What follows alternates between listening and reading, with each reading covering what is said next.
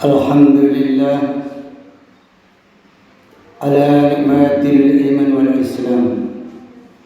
Alhamdulillahilladzi amarana bil ittihadi wal nifaq wa nahana 'anil siqaqi wan nifaq wa nastaghfiruhu wa natubu ilaihi min su'il a'mali wal akhlaq.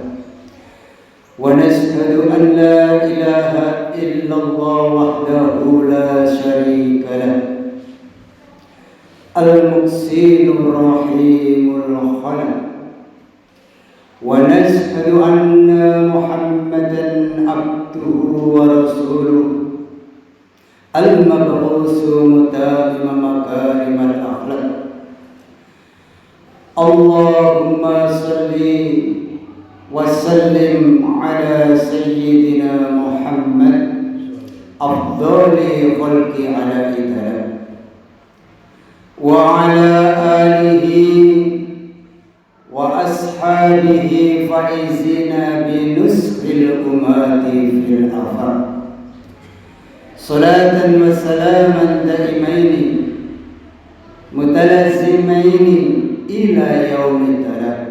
أما بعد، فيا أيها الناس اتقوا الله حق تقاته ولا تموتن إلا وأنتم مسلمون واعلموا أنكم قديمون إلى الله ولتنظر نفس ما قدمت لغد واتقوا الله إن الله خبير بما تعملون.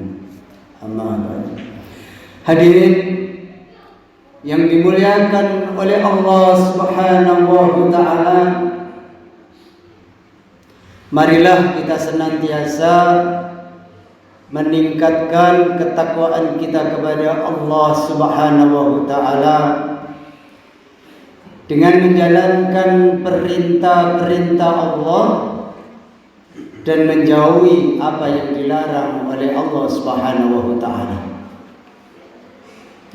Karena tidak ada keuntungan yang lebih besar, hadirin, bila kita taat kepada Allah Subhanahu wa ta'ala, dan tidak ada bahaya yang amatlah besar bila kita bermaksiat kepada Allah, yaitu tidak menjalankan perintah Allah.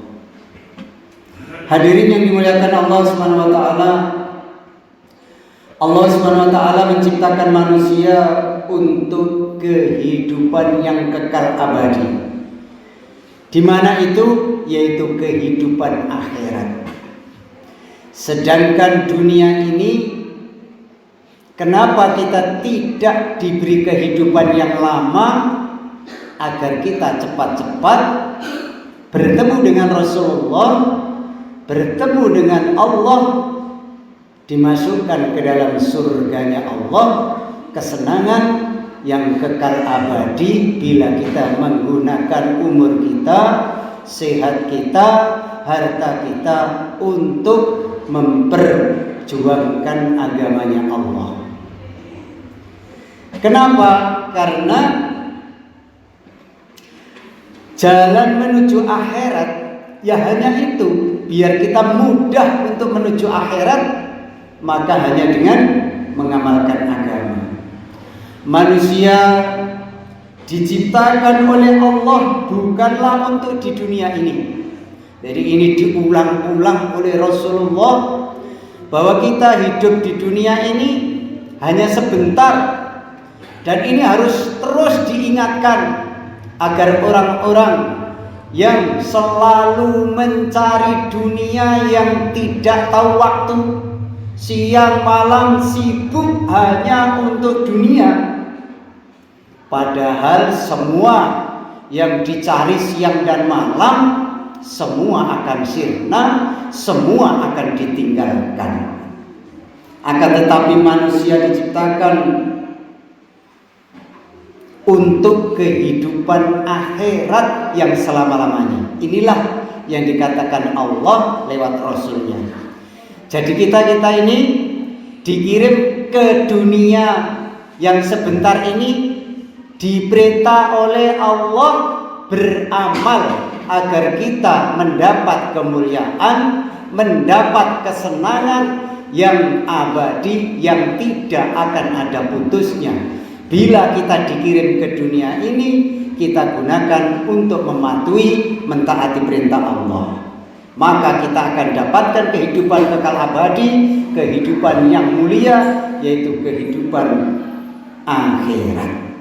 Dengan demikian kemuliaan yang sebenarnya adalah kemuliaan di akhirat, dan kehinaan yang sebenarnya adalah kehinaan di akhirat tadinya. Jadi kemuliaan yang sebenarnya itu bukan karena orang di dunia ini pangkatnya tinggi, hartanya banyak, rumahnya tingkat, bukan itu kemuliaan. Allah katakan kemuliaan yang sesungguhnya adalah kemuliaan di akhirat. Jadi dunia ini hanya sekedar mengaku-ngaku saja, ibarat mimpi. Ketika bangun ternyata hanya mimpi. Di dunia ini hanya sekedar mimpi. Panjenengan punya rumah bagus, itu hanya mimpi. Karena kita akan tinggalkan, tidak akan kita huni selamanya. Yang akan kita huni selamanya bila kita duduk di dalam majelis seperti ini, malaikat itu sibuk membangun rumah kita di surganya Allah SWT. Bagi orang-orang yang mengamalkan agama. Tetapi kalau kita tidak sibuk amal agama, maka rumah kita di surga itu tidak jadi. Karena malaikat itu istirahat. Karena bahan bangunan itu dikirim ketika kita berzikir, ketika kita sholat, ketika kita duduk di dalam majelis, maka malaikat sibuk membangun rumah-rumah kita di surga. Rumah itu tidak terbuat dari bata, dari semen, tidak, tapi dari emas, permata, intan, jamrud. Dan setiap orang yang amal agama ini, Allah katakan akan diberi rumah yang indah dan akan dijadikan raja di surganya Allah. Satu orang diberi 10 kali lipat bumi. Maka ketika kita meminta di dunia ini tidak diberi, jangan kecewa. Karena semua permintaan Allah yang tidak dipenuhi oleh Allah, nanti semuanya akan diberikan ketika kita sibuk amal agama di dunia ini. Sehingga semuanya kepengen rumah bagus, ini loh yang kau inginkan dulu, saya wujudkan di surga. Ini loh mobil yang tidak pernah kamu naiki, nanti mobil termewah yang ada di dunia ini hanya gambaran, nanti di surga segalanya ada. Maka carilah kehidupan yang abadi, kehidupan yang kekal, yang tidak akan ada habisnya. Dunia ini kan habis, senang ya sementara, susah ya sementara. Maka supaya kita ini menjadi orang mulia yang selama-lamanya, menjadi pejabat yang selama-lamanya, maka amalkan agama dengan sungguh-sungguh. Jamaah yang dimuliakan Allah Subhanahu wa taala, itulah tentang kehidupan akhirat. Maka anak dan keluarga kita yang sebenarnya adalah di akhirat nanti. Kita punya anak di dunia ini, kita tinggalkan, bukan milik kita lagi. Tetapi anak yang sesungguhnya adalah anak di akhirat nanti. Maka punya anak didiklah ilmu agama yang sesungguhnya. Kalau sholat subuh kok masih bangkong, kita gendong. Walaupun di masjid sini anak kita tidur, tapi nanti kalau panjenengan sudah masuk ke liang kubur, anaknya kok rajin ke masjid, semua pahala akan dimiliki orang tuanya, dan mereka menjadi penghibur di alam kuburnya, penghantar ke hadapan Allah dengan hati yang gembira tanpa ada rasa takut. Inilah anak kita yang sesungguhnya. Kalau anak kita jadikan pejabat, sekolahnya tinggi, tapi tidak tahu agama, inilah setiap perbuatan maksiatnya, kita di alam kubur tiap hari digebuki malaikat. Maka mumpung masih di dunia ini, jadikan anak kita ahli-ahli orang yang memikirkan agama, sehingga panjenengan akan menjadi orang-orang yang mulia di sisi Allah Subhanahu wa taala. Jamaah yang dirahmati Allah Subhanahu wa taala, maka dunia ini Allah katakan tempat beramal, bukan mencari harta yang sebanyak-banyaknya, itu bukan. Kita kan sudah diatur, diberi contoh oleh baginda Nabi, 8 jam untuk mencari nafkah, kamu bekerja. 8 jam untuk istirahat, 8 jam untuk tidur, dan 8 jam itu untuk ibadah. Sehingga tubuh kita itu awet, gak mudah sakit. Lawang kita ini sudah diberi aturan seperti itu, 24 jam mencari harta. Padahal harta akan kita tinggalkan. Maka kita sadari bahwa semua itu adalah pemikiran yang keliru. Untuk itu para jamaah, kita rubah cara berpikir kita. Jadi kalau kita dipanggil Allah dengan suara azan ini, segera tinggalkan pekerjaan. Wong hanya 5 menit saja kok nggak mampu meninggalkan. Apakah ada kerugian yang luar biasa kalau kita tinggalkan? Justru kalau kita tidak mengerjakan perintah Allah, rugi itu selama-lamanya, nggak ada hitungannya para jemaah. Tidak 1 tahun, 2 tahun, tapi miliaran triliunan tahun tidak ada hitungannya. Itulah kesengsaraan yang akan kita dapatkan, penderitaan yang akan kita dapatkan ketika kita ada panggilan Allah untuk sholat, kita nggak mau menghadirinya. Maka para hadirin yang dimuliakan Allah Subhanahu wa taala, kita rubah betul-betul. Setiap sholat 5 waktu, ayo. Masjid ini dimakmurkan betul-betul. Jangan hanya tua-tua. Orang meninggal itu tidak harus tua. Bayi mati banyak, umur 5 tahun banyak, umur 17, 15, apalagi tua, lebih pantas lagi untuk cepat meninggalkan dunia ini. Kok enggak segera berhijrah untuk memperbaiki amal? Alangkah ruginya kita. Maka dengan penjelasan-penjelasan baginda Nabi ini, kita rubah cara hidup kita. Ketika kita mendengar suara azan, segera meninggalkan pekerjaan untuk menuju panggilan Allah, dikembalikan ke surga. Jadi ciri-ciri orang yang akan masuk surga itu mendengar suara azan, berhenti dari pekerjaannya. Bukan mendengar suara azan masih sibuk bekerja. Nanti saja jam 1, jam 2, akhirnya enggak sholat. Orang yang sholatnya telat, sengaja ini, itu sholatnya naik ke langit seperti gombal amok. Jadi naik ke langit itu penuh dengan kegelapan. Inilah orang sholat mendapat azab karena tidak mengikuti cara yang diajarkan baginda Nabi, tetapi mengikuti hawa nafsu. Yang penting saya kan sudah sholat, kan beres. Bukan seperti itu ajaran baginda Nabi. Jadi kita ini sholat pasti ingin dunia, banyak yang lupa. Maka jangan sampai kita ini sholat sendirian. Kalau panjenengan sholat senantiasa berjamaah, walaupun lupa pun dapat pahala. Tetapi kalau sholat sendirian, memikirkan dunia sedikit saja sudah hilang. Kita hanya seperti orang olahraga saja. Nah, inilah yang harus kita ketahui. Aturan Allah harus kita betul-betul pegang. Supaya kita ini dapat amal, maka harus tahu ilmunya cara beramal.